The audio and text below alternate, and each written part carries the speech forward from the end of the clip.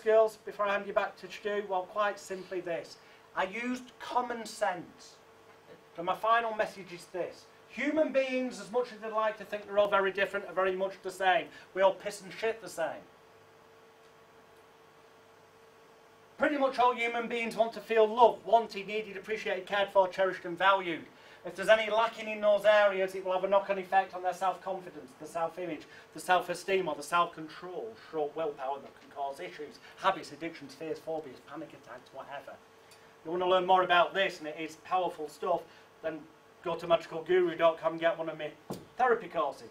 But it does cross-relate into the fortune telling and vice versa, because when you realise human beings are essentially the same, which transfers back to the scam that Stuart talked about, travel, health, education, sex, career, ambition, money, you can make pretty good educated guesses. I looked at Jerry Halliwell and it would come out in the press that she'd previously been wearing very little on Turkish TV as a game show host, and I thought she's already had a bit of a career herself. So she's likely to have more of an ego and more likely to leave first.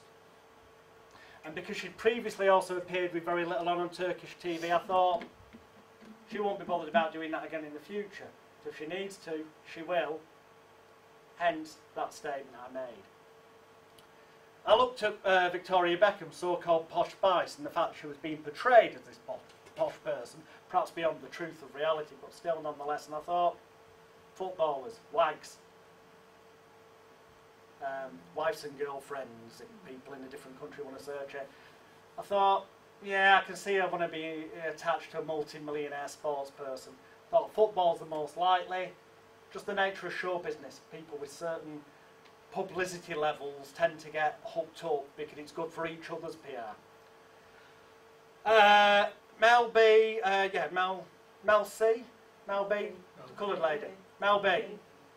She came across as a bit, I don't know, the thing that jumped into my head was she was a bit gobby. And when I think of gobby from kind of northern England, I used to think of Bernard Manning, the adult comedian. And I thought, fuck it, I'll just say she'll get involved with the comedian, because comedy's now more and more, there are celebrities in that arena. And then the rest of it was just sheer and utter fucking luck. And the lesson is, people will forget the stuff you get wrong and focus and remember the stuff you get right. Thank you very much for listening. I'm going to hand you back to Stuart. Thank you very much. Thank you very much. A couple of thoughts that sprang to mind there. Runes. If you're going to get them, make sure there is something of quality, something that feels right. They're very tactile runes. I've got several sets myself. These ones are made of clay and there's some lovely etchings in. Just throw that towards the camera so you can see them. It's a set that was given to me by a client, and there we go. You can just about see them there. So, tactile. Are supposed to be old, ancient, Nordic. If you want, make yourself up a set.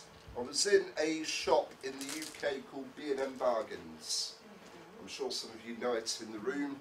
Those of you in America will have to find the equivalent.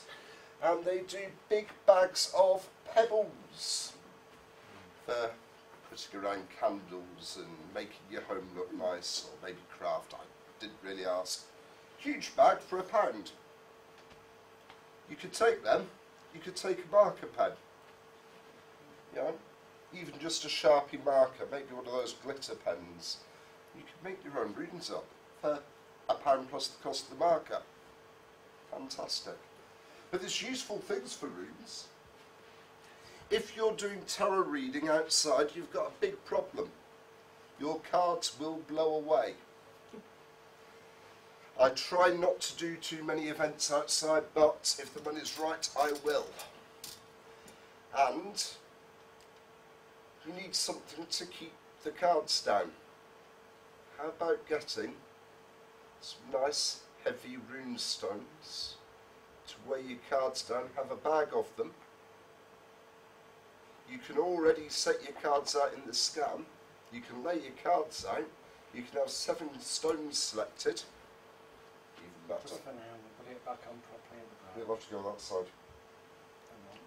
Yeah, well, because that's where... There you go. Excuse me while I just interfere with